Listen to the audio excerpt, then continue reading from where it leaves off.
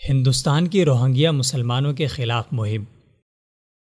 بھارتی حکومت بھارت میں بسنے والے برما کے روہنگیا مسلمان پناہ گزینوں کو زبردستی ان کے وطن واپس بھیجنے پر تیار ہے، جہاں وہ برما کی حکومت کی طرف سے حراست اور قید و بند کی صعوبتوں کا سامنا کریں گے۔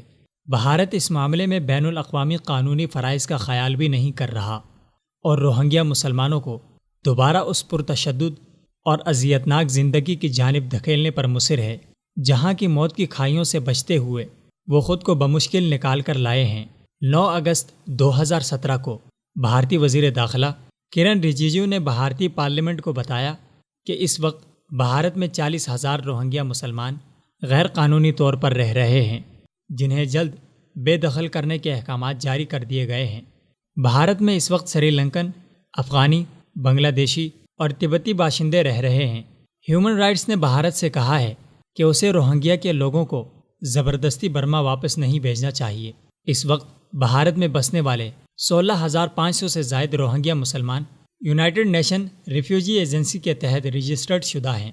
بھارتی حکومت کا کہنا ہے کہ ابھی ہزاروں افراد کی رجسٹریشن ہونا باقی ہے اور UNHCR بے شک ان کی رجسٹریشن کرے، مگر ہم انہیں رکھنے کے پابند نہیں اور انہیں ڈپورٹ کیا جائے گا۔ بھارت اگرچہ 1951 کے ریفیوجی کنونشن کا حصہ نہیں تھا، مگر مروجہ بین الاقوامی قوانین کے تحت وہ پابند ہے کہ روہنگیا مسلمانوں کو جبراً ایسی جگہوں پر نہ بھیجے جہاں ان کی زندگی یا آزادی کو خطرات لاحق ہوں۔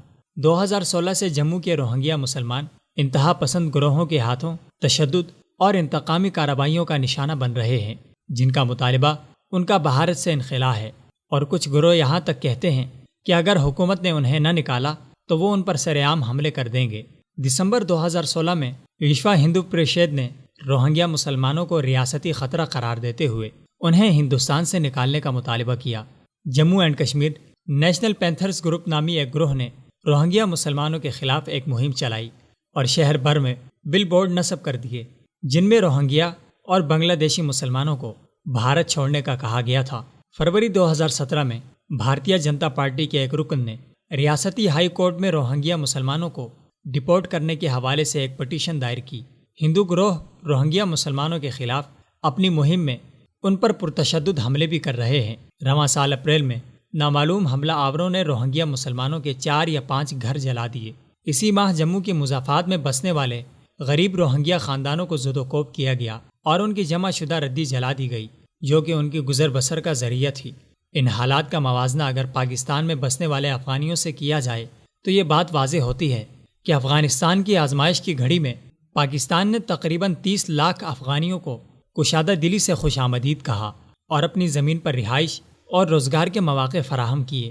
آج ان افغانیوں کی تیسری نسل پاکستان میں پل رہی ہے، مگر بھارت میں بھارتی مسلمانوں کے علاوہ روہنگیا اور بنگلہ دیشی مسلمان بھی ہندو قوم پرست غنڈوں کے مظالم سے محفوظ نہیں، جن کا ایک ہی نعرہ ہے کہ ہندوستان میں رہنا ہے تو ہندو بن کر رہنا ہوگا، مگر یہ ہندو شاید تاریخ کو پھر سے دہرانا چاہتے ہیں اور ان کا متشدد رویہ ہندوستان میں پھر سے کسی نئے مسلم ملک کی بنیاد ڈال سکتا ہے۔